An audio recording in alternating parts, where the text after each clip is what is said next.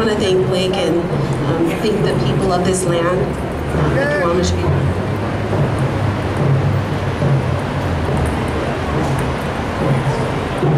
So again, thank you for coming.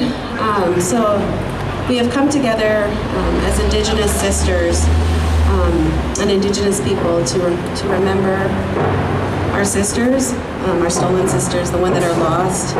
So if you have a name, if you have someone on your heart, or you have a prayer, we're inviting you to come over here and write your prayer, write a name, and you can put it over here in this basket. So, and then feel free to grab a candle. We have candles over here and candles over there. These candles, the flames, they're a prayer. So as long as they're burning as we do this, they're a prayer for all of those that have gone missing. So I had been doing some research for today, and I'll have to say, just reading the stories of these women, these girls, you know, some of just little girls that have gone murdered and missing. It's really heavy. So thank you for coming out on Valentine's Day. It's a heavy subject, but you know, we got to remember the love that we have in our hearts for our women. Well, again, without our women, who are we? We are of this earth. So I want to introduce Rhonda. She's going to be emceeing tonight. So we'll just. Wasa Iati, how are you? Ganesh Jish, Blake and Jennifer. Ajusida, that's about the only word I know in your language, word of the heart. And this is the day of the heart and of love. And this day especially, we thank you for coming, and we're hoping that every year on this day, you too will remember the forgotten women, Indigenous women who've been missing and murdered, who've fallen through the cracks and the trappings because of the mixed up laws between the tribes and the state and the federal government. We will never forget you though. So I wanted to introduce Colleen Chalmers, Chief Seattle Club, and she's going to give more history of the importance of this day. I want to thank everyone for being here. We just got this started a week or two ago. We really raise our hands to all of you. We're really grateful that you're all here. This is in solidarity with Vancouver, British Columbia today.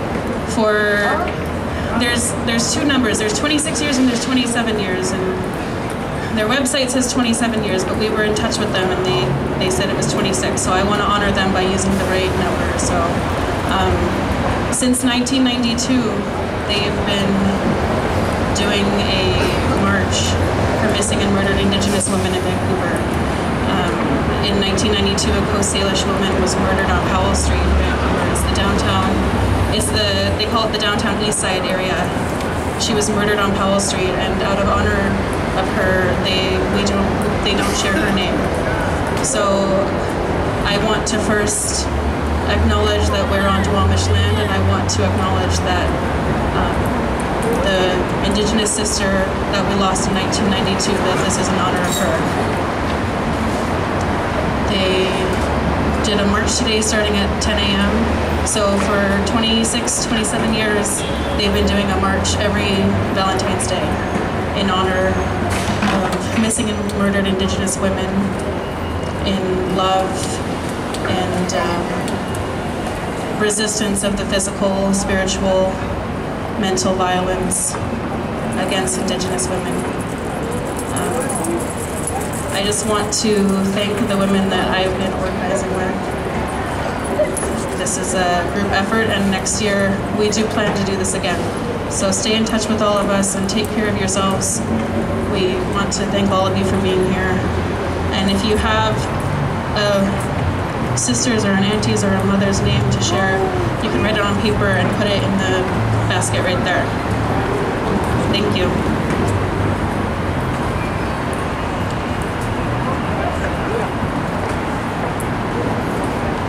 We have the Indigenous Women's Jam Group who would like to do a song for you, led by Mariana.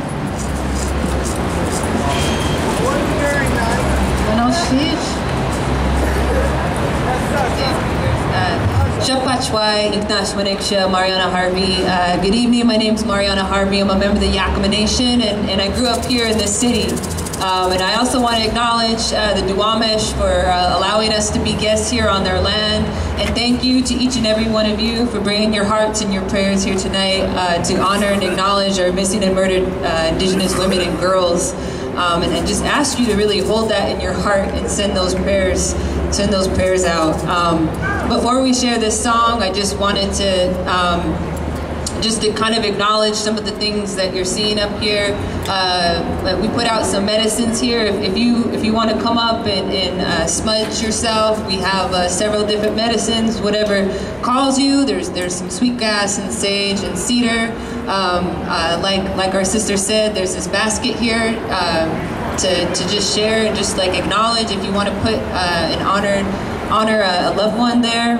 And then this is a visual. So we have these candles out. If you want to just hold one of those candles, some of our volunteers came and lit all these candles in these little Dixie cups. So you're welcome to just come and just hold one of those candles and have that light with you.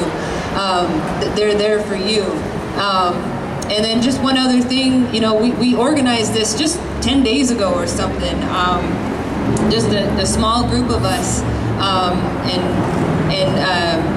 We just have a small ask if you feel motivated to just share a couple bucks with us. The money just goes to helping supporting us with this really kind gentleman Bob who helped set up sound to just get the permit. Thank you, Bob. He's a really awesome ally.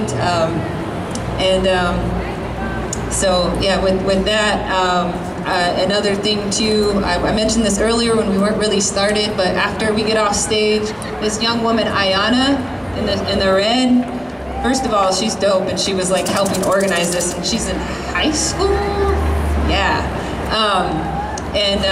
But if you'd like to come up here and share and honor any of your loved ones, or share a song or a story or a poem, we have time for that. So please see Ayana.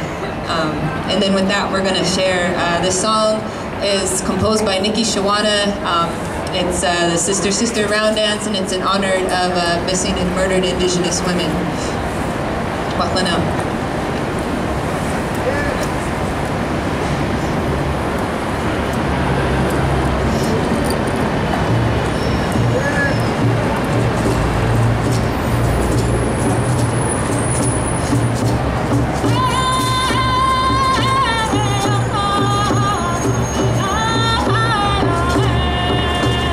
Hey!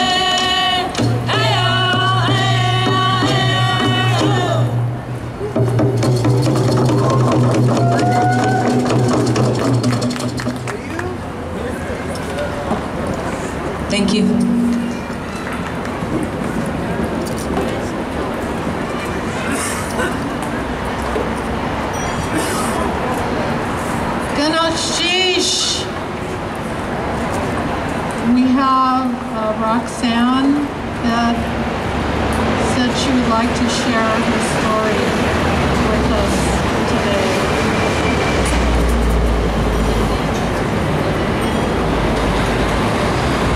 I'd also like to know if Rosalie is here to come. Oh, great. Come forward.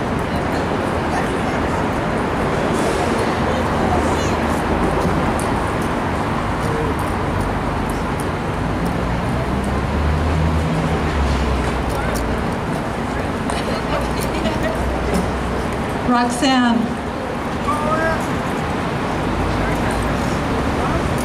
Hello. My name is Roxanne White.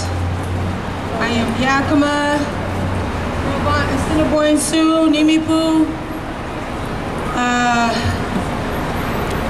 and Nooksack. I also want to thank the Duwamish for allowing me to be here as a visitor on their lands and their waters. I want to thank my sisters for that beautiful song, and I want to thank the coordinators and everybody that put this together, and it's a real honor to be here and to be asked to speak. I have 5 minutes, and I was thinking about this morning, and I couldn't help but to think about where I come from and where my grandmothers come from and where their grandmothers came from and what they came through. And I was thinking about several aunties or grandmothers or sisters that I know that have come through the oppression of colonialism and of violence and against our people, and what that must have looked like for them. And then I thought about how that trickled down from the abuse of the boarding schools to my grandmothers, to their daughters, then on and so forth. And I think about the drug abuse and the addiction and the domestic violence and the abandonment that one might commit on their own children because they don't know how to do anything different, you know. And I speak from personal experience. You know, I battled drugs and alcohol for 42 years of my life, and I've been free from it, from my Creator, for 2.5 years. And I say this because this is who I am as an Indigenous woman today. The healing that takes place with me, I have to go back and I have to remember my ancestors and my grandmothers. I have to remember their pain and their struggles. And then I also have to heal. I have to have forgiveness in my heart for the invaders and for this colonial government in order for me to heal and in order to give healing to my sons and my grandson who just came into this world 2 weeks ago. So when I think about all that, I think about the laws that are made on on my reservation in particular. Since I've been growing up, I've been seeing these domestic violence or crimes against Indigenous women on my reservation, and they're never solved, they're never looked at, they're never thought of, they never make the paper. You know, these are just faceless women that to them, to the society, you know, that is on our lands, and they're not acknowledged, their names aren't spoken, you know, they're not investigated and they're not solved. So, you know, for me, that goes back centuries. That goes back to my grandmothers and my ancestors. And so I was thinking about the healing that needed to be done, us as Indigenous women, to love each other, to love ourselves. You know, that's probably the hardest task for me, is learning how to love myself so I can love my sisters. You know, so that, and not only that, but so I can learn how to love myself so that I can teach my sons how to love themselves, so that when I heal, they heal. And then we break this cycle. We break this cycle that has been being passed down from generation to generation. The brokenness in Indigenous homes is real. When I go back to my reservation, I see it every time. I see it back home. I see it in my son's eyes. I see it in my nephew's eyes. I see it in my niece's eyes. Just in the past 3-4 years, I've lost nephews, cousins, and my aunt to suicide. You know, and that's just in my immediate family. That doesn't even count for all the ones that are from my reservation that I hear of and that I have to go to the longhouse and sing and dance for them to send them home. So I just want to acknowledge all of the pain and the suffering that has been passed down, because if we don't acknowledge it, we can't heal from it, and then we can't go forward. And right now is a really crucial time for us to go forward as a people, to go forward as Indigenous women. There's so much going on right now that we're in the lead of as life givers. As life givers, we hold a place in society, just like Mother Earth. We hold a delicate, sacred place in our families and in our homes and in our communities. And that's what I see in all my beautiful sisters right here. I couldn't have come like even this far without my aunties, without the ones, my grandmother, who for my first time, my first outfit, my grandmother made my moccasins, my great grandmother hand sewed my first wing dress, my dad made my first breastplate. These are the things that, you know, they passed on. And so these are the things that, you know, today this dress that I'm wearing, it's a real honor. My auntie made this dress for me. She had this dress made for me because she's seen a spark in me to want to heal, to want to be a part of my community, and to lift up my sisters and my brothers. And that is the completion of the circle. In order, when I heal, my brothers heal. When I heal, the men heal. And it goes for full circle.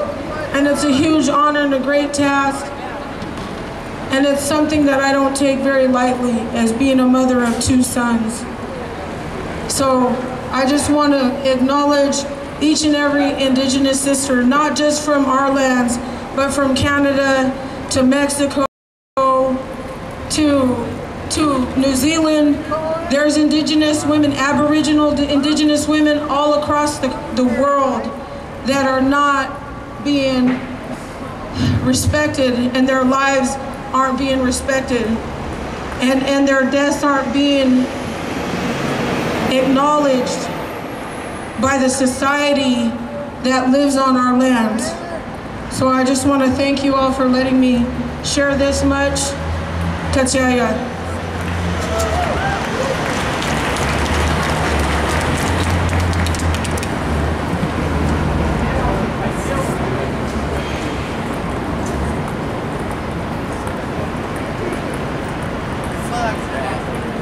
Now we have another guest, Rosalie, who has offered to come and share her story with us. Ganesh Chish. Don't mess with my bond. Don't touch it.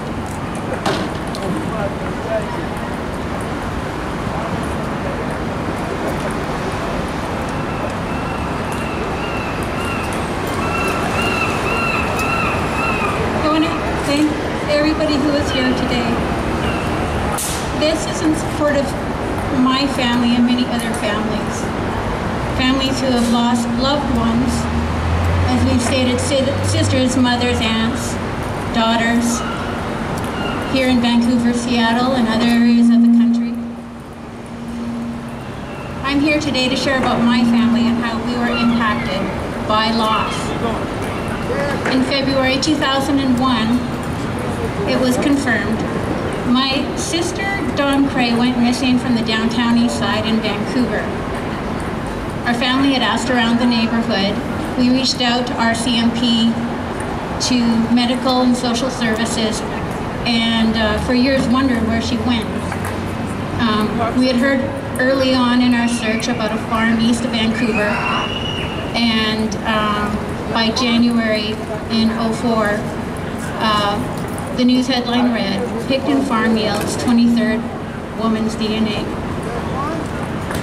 She was found, just her DNA was found in that horrible place. We shared the same blood, we were born of the same mother, but I barely knew my sister Dawn. In the early 1960s, our father died about 2 weeks after I was born. It was a probable massive heart attack, and what a blow that was to our young mother, who was in her mid-30s.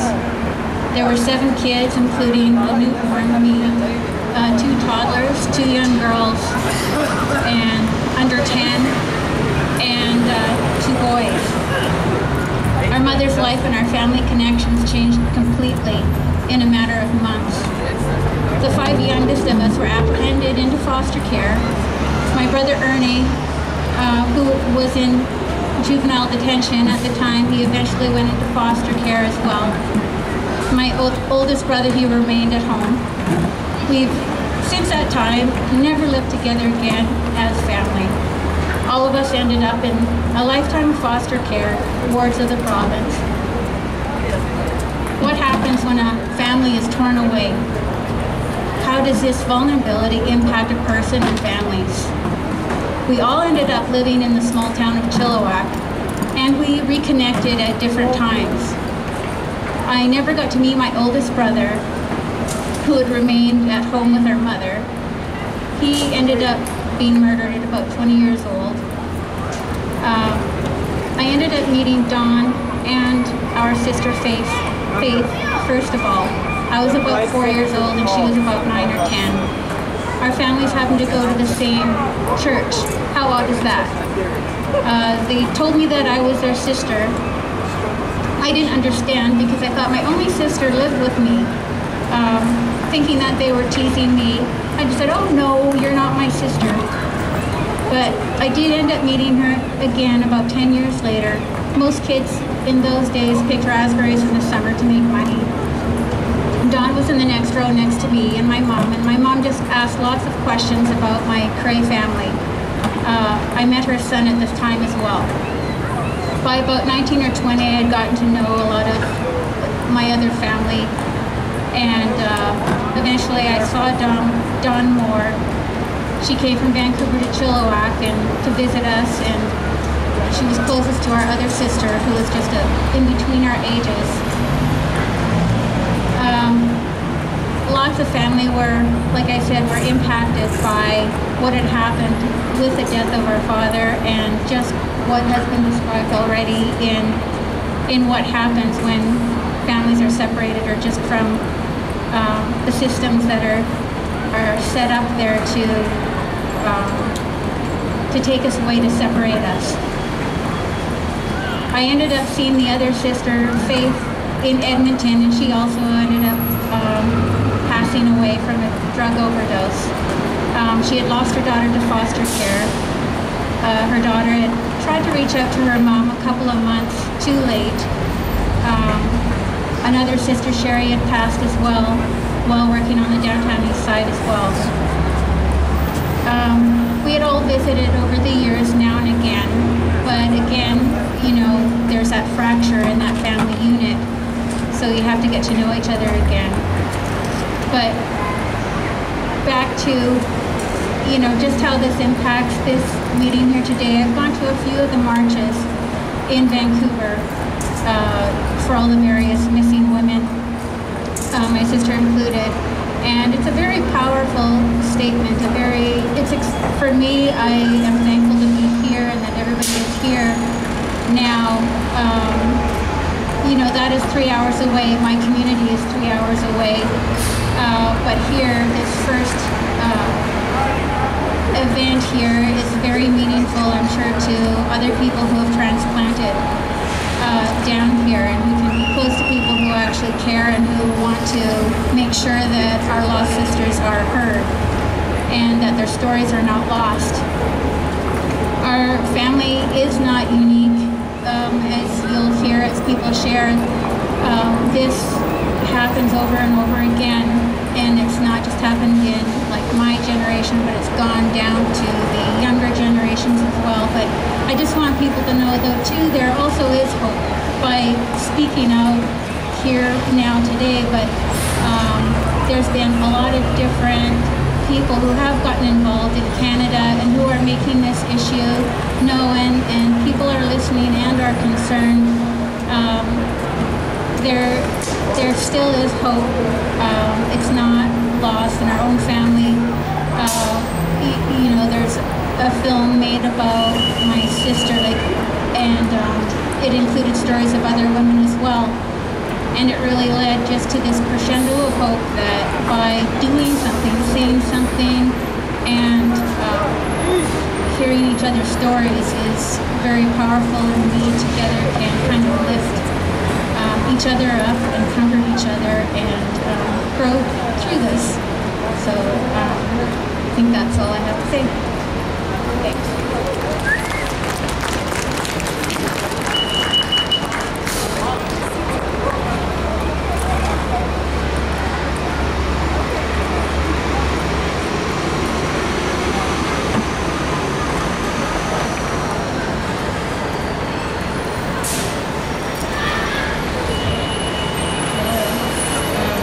Anteen Yuchat USA, Treka, Nach, Alisa White, Yuchat USA. Tigodi Nachat City, Kutset Ayahana Kahidi.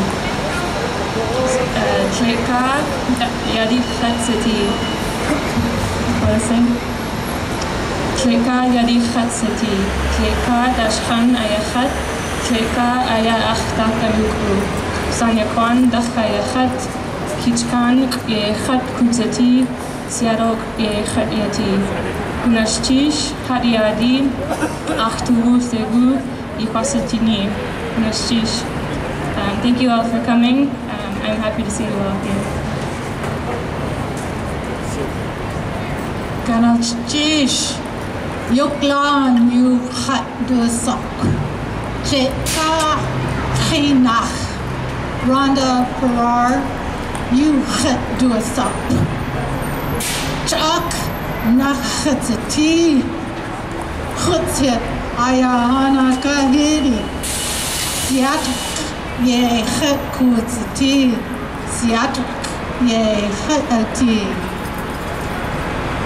Gunash Jish Duwamish.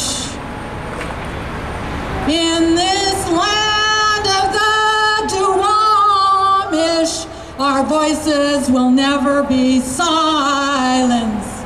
Together, brothers and sisters, idle no more.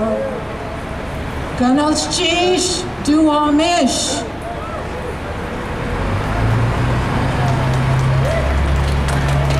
Chega Klingit Ani Klein Aya. Tlakat Ha Ani Aya. This is without a shadow of a doubt native land. This is all our land. Duwamish, your voices will never be silenced. I wanted to also share with you some important words that I learned from a speech from Dr. Martin Luther King. And my favorite words were, silence is betrayal. They're words that I live by.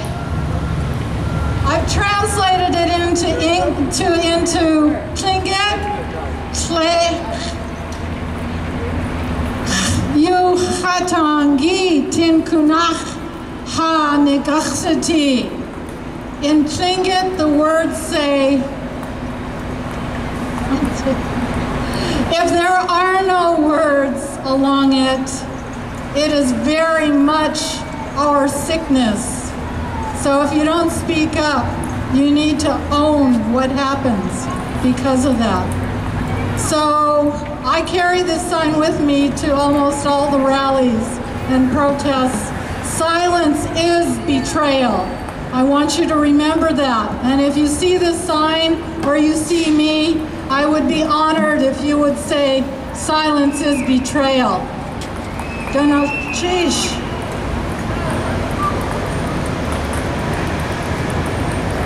I wanted to thank publicly our Tlingit teacher, Nahan.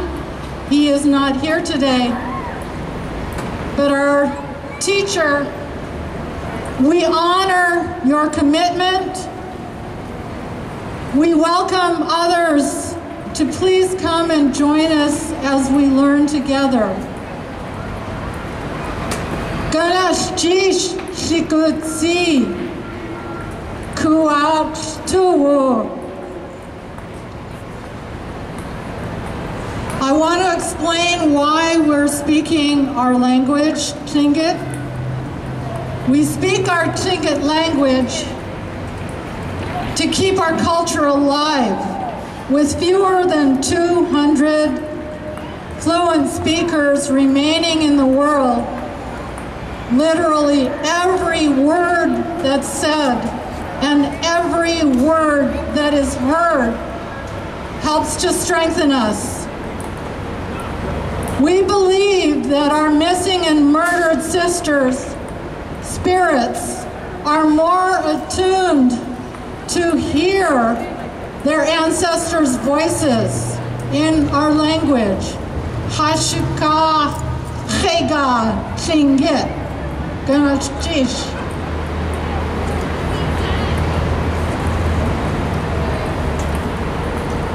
Achidashi ade kachwatanye. Cha'ich inasti cha'shagen yachas. Guide me with the words I will speak. Protectors of our heads, spirit guides be with us.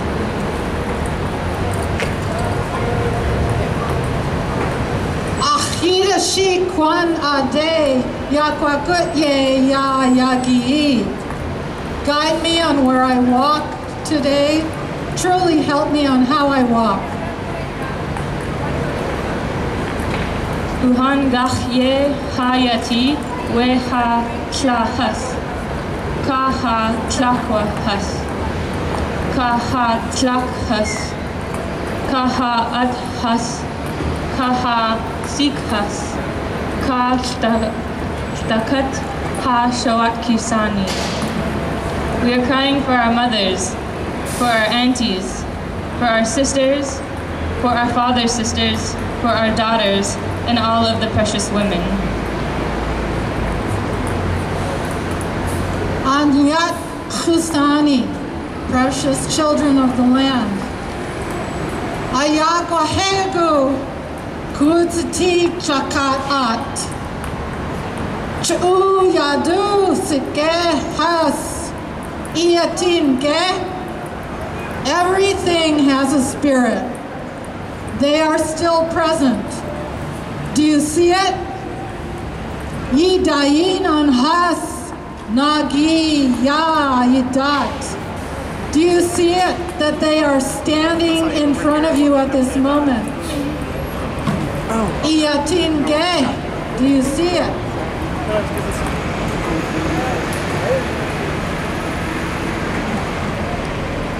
Ya'an hatla yachyati chega shawat sanik city too.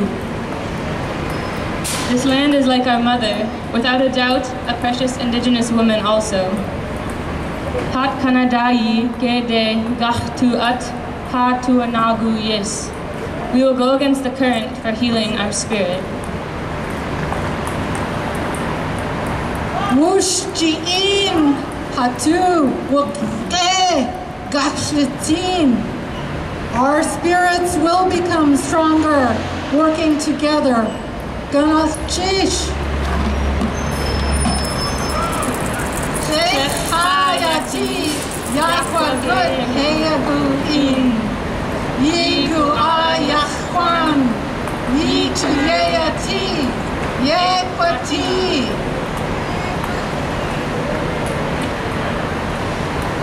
We are one in the spirit. Have courage. It is within you all. It will be so. Dear Kwati, it will be so. Minashish.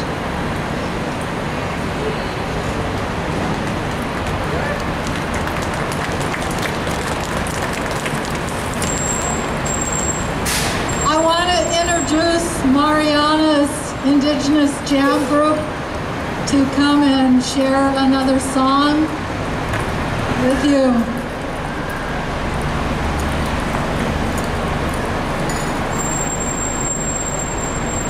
Logan, Shukmaisky, or Shukmaisky, evening. We're gonna sing the Strong Woman song. If anybody, any other Native women out there know this song, love this song, want to come up here, you're welcome to do so, or just sing with us out there. Trust me, I will.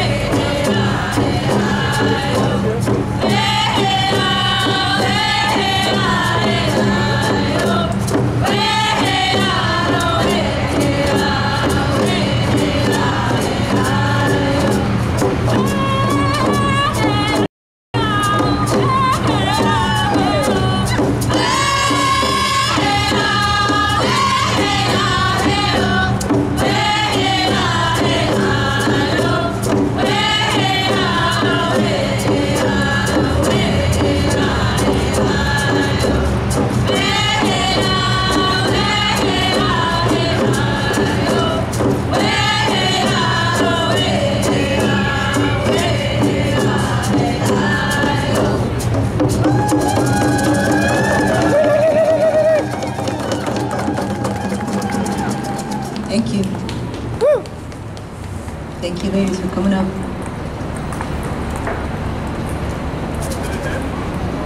We'll invite Rhonda back up to be our MC. Thank you, Rhonda. Goodness, geesh, strong women.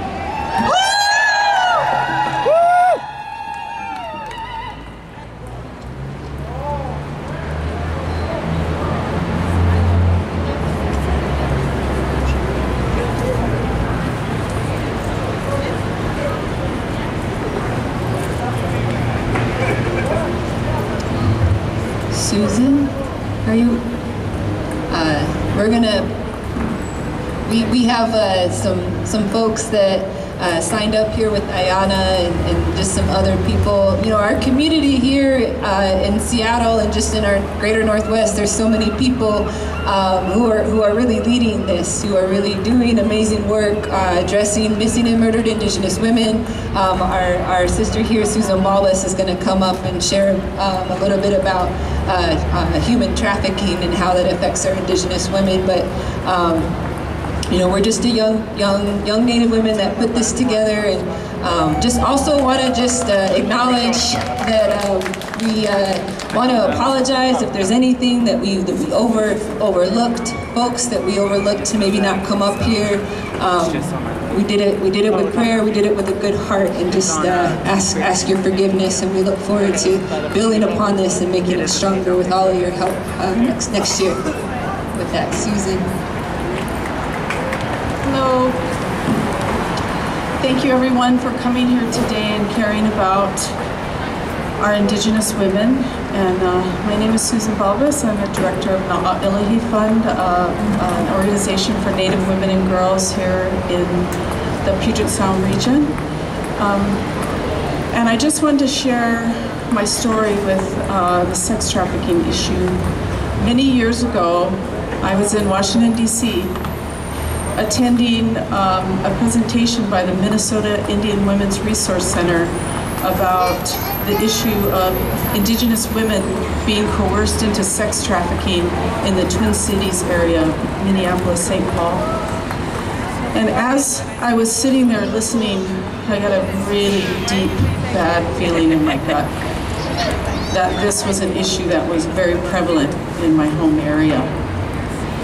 And because there were so many similarities between the port city and women going between reservation and urban areas and other things. And so when I got home, I started to educate myself and to question and make connections with the policymakers in the state of Washington who are really trying to address this issue. But we believe that of the 1,200 missing and or murdered Indigenous women in British Columbia, some of them have been stolen and taken into the sex trade. And it's a horrible problem that we don't really like to talk about because it's a very difficult one for us. But what I know as a person that studied history many years ago as a graduate student, from the minute Europeans stepped foot on this continent, Indigenous women have been disrespected and abused from day one, starting with the Spanish and going on to the other European nations. And I think that with what's happening in our political atmosphere at the federal level, we've seen the ugly underbelly of racism in this country is alive and well. And I think that's a lot of the reason why Indigenous women are taken. And a lot of our women are vulnerable, and that is why they're targeted by these evil people. But I ask the question, what kind of society has men that want to buy sex with little girls? The prime age is 10. They start at 10, the younger the better. And when I see a Native woman missing, a Native teen girl missing, I pray hard because I know they tell me that chances are she's been taken and she's been coerced into the sex trade. And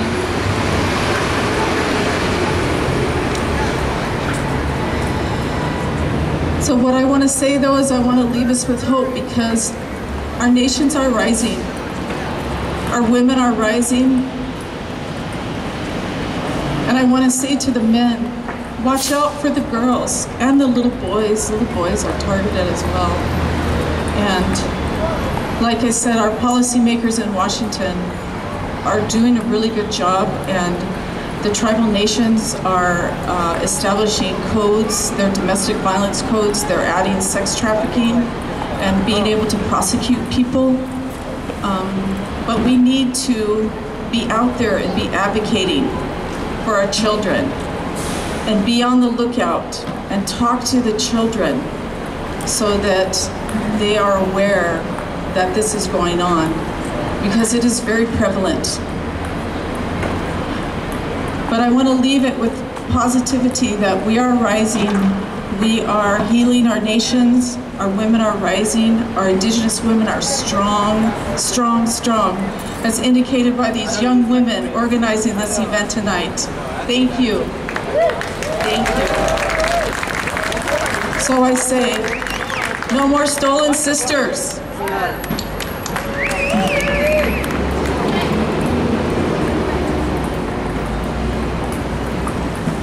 We're fortunate to have some other sisters. Ganashji Susan, is Earth Feather here? We have time for you to honor us and tell your story. Are you here? Oh, there she is. Hello, my name is Earth Feather Sovereign. I'm here representing the Indigenous Women's Warrior Society. I started my group a few years back. It was focused on the Idle No More movement. When I realized that a lot of our women needed to get together, so I started a group. And we have women from all over the nations. We have women from New Zealand, from Africa, from Asia, from South America, Canada. We have women from everywhere part of our group. What I realized is a lot of our Indigenous women were going through the same struggles. We're going through, a lot of our women are being murdered. A lot of our women are being sexually assaulted. A lot of our women are going through domestic violence. A lot of our children are being taken away. Here in the U.S., 2 out of 3 women will be sexually assaulted in her lifetime. Native women. So that is your mother, your sister, your grandmother. And those are only the statistics of the women who know they've been sexually assaulted. With my life experience, I was sexually assaulted numerous times in my lifetime. My sister was sexually assaulted. My mother was sexually assaulted. So I believe it's more than 2 out of 3. And I have daughters now.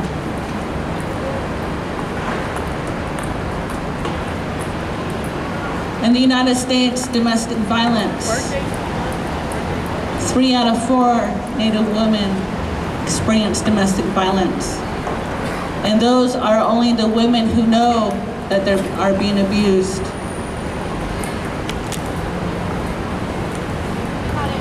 I was in a domestic violence relationship and I didn't know I was being abused. Because I thought, oh, you're in a domestic violence relationship when you're getting beat up really bad. But it's more than that. It's sexually, emotionally, mentally. There's all different forms of abuse.